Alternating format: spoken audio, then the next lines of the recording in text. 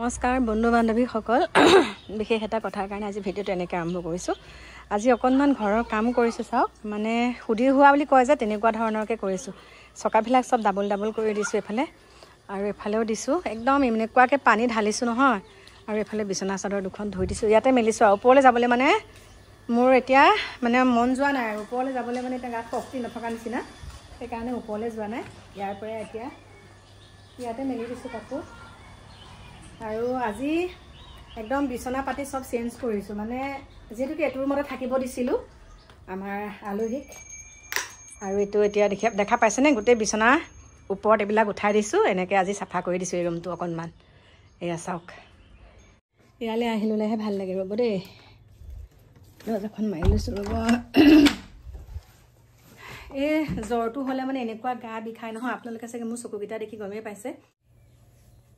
নমস্কাৰ বন্ধু বান্ধৱীসকল, এইমাত্ৰ আহি পালোহি ভিতৰ, মানে এনেকৈ থৈ লৈছোঁ। আজি অকণমান ভিডিঅ'টো বেলেগ ধৰণৰ, আৰু যোনসকলে চাবলৈ নিবিচাৰে তেওঁলোকক মই চাবলৈও কোৱা নাইকিয়া, কিন্তু মই আজি কথাটো আপোনালোকৰ মাজলৈ আনিবই লাগিব। আপোনালোকে সকলোৱে জানে নীলবাগান বুলি এটুকুৰ জেগা আছে। আপোনালোকে সকলোৱে চাগে চিনি পায় নীলবাগান বুলি এটুকুৰ জেগা আছে আমাৰ নগাঁৱৰ পৰা অকণমান দূৰ বাৰু নীলবাগান। আৰু সেই নীলবাগানতে এটা কন্যা সন্তান ৰাস্তাৰ কাষত পেলাই থৈ গৈছিলে দেই। মই এতিয়া আপোনালোকক ক'ম, কন্যা সন্তান ৰাস্তাৰ কাষত পেলাই থৈ গৈছিলে। তেতিয়া আছিলে 4 দিন, কেঁচুৱাটো জন্ম হোৱা আছিলে তেতিয়া 4 দিন। 80 চনৰ কথা কৈছোঁ দেই, 80 চনৰ কথা কৈছোঁ। তেতিয়া কেঁচুৱাটো আছিলে 4 দিন যেতিয়া পেলাই থৈ গৈছিলে। আৰু কেঁচুৱাটো হৈছে বাগানৰ যোনজন বৰবাবু থাকে, আৰু সেই বৰবাবু ঘৰতে কাম কৰা এগৰাকী মহিলা, আৰু জীয়ৰী, আৰু মহিলা বুলি ক'লে ভুল হ'ব, জীয়ৰী। সেই জীয়ৰীগৰাকী মানে অন্তঃসত্ত্বা হ'ল, তেওঁলোকৰ ঘৰত কাম কৰি থাকোঁতে অন্তঃসত্ত্বা হ'ল। আৰু অৱশেষত মানে তেওঁলোকে সেই বস্তুটো কি কৰিলে, মানে লুকুৱাব নোৱাৰিলে, বহুত ডক্তৰৰ ওচৰলৈ গ'ল, লুকুৱাব নোৱাৰিলে, মানে একো কৰিব নোৱাৰিলে, নষ্ট কৰিব নোৱাৰিলে। আৰু যুৱতীগৰাকীয়ে লাষ্টত প্ৰসৱ কৰি পেলাই সেই তাত নীলবাগানত পেলাই থৈ আহিছিলে দেই, ৰাস্তাৰ কাষত। আৰু পুৱতি নিশা যেতিয়া তাত সেই কান্দোন শুনিলে কেঁচুৱাটোৰ, তেতিয়া কেঁচুৱাটোৱে যেতিয়া কান্দিছে ৰাতিপুৱা সময়ত, তেতিয়া তাৰে এজন মানুহে, আৰু নীলবাগানৰে এজন মানুহ, সেই মানুহজনে কি কৰিলে, সেই কন্যা সন্তানটিক লৈ গ'ল। আৰু সেই কন্যা সন্তানটিক লৈ গৈ পেলাই মানে ইমানখিনি ভাল, মানে যোনজন মানুহে তেওঁক লৈ গৈছিলে সেই মানুহজনৰ বিয়া পতাৰ 16 বছৰ নে 17 বছৰ হ'ল। তেতিয়া তেওঁলোকে সন্তান প্ৰাপ্তি হোৱা নাছিলে দেই, তেওঁলোকৰ তেতিয়া সন্তান প্ৰাপ্তি হোৱা নাছিলে। আৰু যেতিয়া এই কণমানিজনীক তুলি তালি নিলে, তেতিয়া 3 বছৰ বয়স। যেতিয়া কণমানিজনীৰ 3 বছৰ বয়স, তেতিয়া তেওঁলোকৰ জীৱনলৈ আহিলে কি জানেনে, এটা পুত্ৰ সন্তান। অতদিনৰ মূৰত 16 নে 17 বছৰৰ মূৰত তেওঁলোকৰ জীৱনলৈ এটা পুত্ৰ সন্তান আহিলে। আৰু যেতিয়া পুত্ৰ সন্তান আহিলে, লাহে লাহে এই কণমানিজনী মাতৃৰ পৰা অৱহেলিত হ'ল। যেতিয়া অৱহেলিত হ'ল, লাহে লাহে পুত্ৰ সন্তানটোক বেছিকৈ মৰম চেনেহ কৰিবলৈ ধৰিলে। কিন্তু পিতৃয়ে কি কৰিলে, পিতৃয়ে কিন্তু জীয়াৰীজনীকো সমান্তৰালভাৱে জীয়াৰীজনীকো সুন্দৰকৈ আগৰ দৰে মৰম কৰি গৈ আছে। তাৰ পাছতে যেতিয়া তেনেকৈ মৰম কৰি গৈ আছে, ডাঙৰ দীঘল হ'ল, কলেজ পালেগৈ। কলেজ পোৱাৰ পিছত ল'ৰাটো মানে 3 বছৰ ডাঙৰ সৰু আৰু বায়েকৰ লগত। তাৰপিছতে ল'ৰাটো স্কুললৈ গ'ল। ল'ৰাটো হৈছে উদণ্ড স্বভাৱৰ, কিন্তু মাতৃয়ে তেওঁক কি কৰে, আলাসত মানে এনেকৈ মানে পইচা পাতিৰ ক্ষেত্ৰত কোনো কৃপণালী নকৰে মাতৃয়ে পুত্ৰক দিবলৈ, কিন্তু জীয়াৰীক সেইখিনি বহুত কৃপণালী কৰে। তথাপিতো জীয়াৰীৰ যিহেতুকে কোনো স্থান নাই, ক'ত থাকিবগৈ, কোনো তেওঁ মানে মিতিৰ কুটুম কোনোতো নায়েই, তেওঁ অকলশৰীয়া। গতিকে জীয়াৰীয়ে তেওঁ তেনেকেই কষ্ট কৰি পেলাই তেওঁ পঢ়া শুনা জীৱনটো আগবঢ়াই নিছিলে।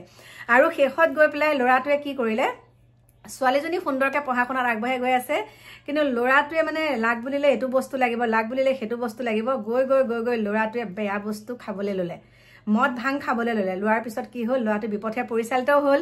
তাৰপিছতে মাকেতো ল'ৰাটোক পক্ষে মাত মাতি আছিলে। আৰু এই ছোৱালীজনী যোনজনীক তুলি তালি ডাঙৰ দীঘল কৰিছিলে, বৰ্তমান তেওঁ হৈছে গুৱাহাটী মানে হাইকোৰ্টৰ একদম এগৰাকী নাম কৰা উকিল। দেই গুৱাহাটী মানে বহুত ভাল নাম কৰে এগৰাকী উকিল মই আপোনালোকক নামটো প্ৰকাশ নকৰোঁ কিন্তু তেওঁ যোৱাকালি মোক মানে ইনবক্সত তেওঁ মেছেজ কৰিছে যে মোৰ ক'বলগীয়া আছে আৰু তেওঁক মই আজিৰ পৰা 7 বছৰমানৰ আগতে লগ পাইছোঁ 7 বছৰমানৰ আগতে লগ পাইছোঁ কথাটো বাৰু মই ভালকৈ আগৰ পৰাই জানো কিন্তু মানে তেওঁ যেতিয়া মোক কৈছে মোৰ কাহিনীটো এনেকুৱা আপুনি এবাৰ ক'বচোন কিন্তু মই যেতিয়া সময় সাপেক্ষে মই গুৱাহাটীলৈ যাম বাৰু তেওঁক লগ কৰিম তেওঁ মাতিছে মোক গুৱাহাটীলৈ আৰু মই সুন্দৰকৈ আপোনালোকক দেখাম তেওঁ ওলাম বুলি কৈছে কেমেৰা আগত ওলাম বুলি কৈছে আৰু এতিয়া মাতৃয়ে তেওঁক বহুত মৰম কৰা হ'ল কাৰণ পুত্ৰ মাতৃৰ স্নেহত কি কৰিছিলে যি বস্তু লাগে তাকে দিছিলে দি এতিয়া পুত্ৰ বিপথে পৰিচালিত হ'ল আৰু এতিয়া জীয়াৰীয়ে চাব লগা হৈছে সেই মাতৃগৰাকীক গতিকে আমাৰ ইয়াত বহুত আছে তেনেকুৱা মানে যেতিয়া সন্তান বেলেগ মাহীমাকৰ সকলৰ কথাই কৈছোঁ সকলো তেনেকুৱা নহয় যে নিজৰ সন্তানটোকে বেছিকৈ মৰম কৰে তুলি তালি ল'লে বুলিয়ে যেন সেইটোক মৰম কৰিব লাগিব সেইটো নহয় কিন্তু বহুত ভাল আছে কিন্তু এই যুৱতীগৰাকী এতিয়া আপোনালোকৰ সকলোৱে পৰিচিত কিন্তু আপোনালোকৰ সকলোৰে পৰিচিত সেই গুৱাহাটী হাইকোৰ্টৰ যোনগৰাকী উকিলনী বাইদেউ আপোনালোকে চিনি পাব দেখালে গতিকে মই অতি সোনকালে আপোনালোকক দেখাই আছোঁ তেওঁ অনুমতি দিছে দেখাবলৈ দেখাম আৰু সেই পিতৃ মাতৃ আছিলে স্কুলৰ শিক্ষক শিক্ষয়িত্ৰী দুয়োগৰাকী এতিয়া তেওঁ বিয়া হ'ল দেই এতিয়া বিয়া হ'ল গুৱাহাটীতে তেওঁ থাকে বিয়াও হ'ল দুটা সন্তানো হ'ল আৰু এতিয়া তেওঁ মানে এতিয়া চাওক জীৱন কাহিনীটো কেনেকুৱা চাওক মানে কাৰোবাৰ মানে কামনাৰ কি বুলি ক'ম এতিয়া যৌৱনৰ দুখ বুলি কয় যে কাৰোবাৰ যৌৱনৰ দুখৰ ফলত তেওঁক তেনেকৈ পেলাই থৈ গ'ল কিন্তু এতিয়া সফল এতিয়া একদম সুন্দৰকৈ তেওঁ আছে গুৱাহাটীত আৰু তেওঁ হাজবেণ্ডো উকিলেই হয় আৰু তেওঁ উকিলেই হয় গতিকে এই কথাখিনি আপোনালোকক ক'লোঁ আৰু মোৰ মনটো বহুত ভাল লাগিছে কাৰণ তেওঁ এতিয়া যিমানে যি নহওক তেওঁ যে এতিয়া নিজে খাৰা হ'ব পৰা হ'ল হয়নে নিজে নিজকে তেওঁ প্ৰতিষ্ঠিত কৰিব পৰা হ'ল যে মোক এনেকৈ পেলাই দিলে কি হ'ল আৰু যোনজনে পেলাই দিছিলে তেওঁ চাগে এতিয়া মনতে ভাবে মই লোৱাহেঁতেন ভাল আছিলে বুলি কিন্তু আজিকালি সম্ভ্ৰান্তৰ কিছুমান মানুহৰ ঘৰত যেতিয়া দেখোঁ আমাৰ ওচৰে পাজৰে হৈছে মাজতে আমাৰ ৰহাটো হৈ গৈছে কাম কৰা যুৱতীক তেনেকৈ অন্তঃহত্যা কৰি পেলাই পিছত সেই কাম কৰা যুৱতীগৰাকীৰ ওপৰতে দুখটো জাপি দিয়ে কিন্তু সেইটো কথা ভুল গতিকে কি ক'ম আজি অকণমান তেনেকৈ আপোনালোকলৈ মাজলৈ সেই ভিডিঅ'টোকে তেওঁ কাহিনীটোকে ক'লোঁ আৰু অলপ পাছত আহি আছোঁ গাটো বহুত অসুস্থ তথাপিতো এনেকৈ মানে আপোনালোকৰ লগত কথা বতৰা পাতিলে ভাল লাগে কাৰণে এতিয়া এনেকৈ কথাখিনি ক'লোঁ বাকী মোৰ প্ৰিয় বন্ধু বান্ধৱীসকল সকলো ভালে কুশলে থাকিব আহি আছোঁ আপোনালোকৰ মাজলৈ অকণমান দেৰিকৈ নতুন এটা ভিডিঅ'ৰ সৈতে এতিয়া নমস্কাৰ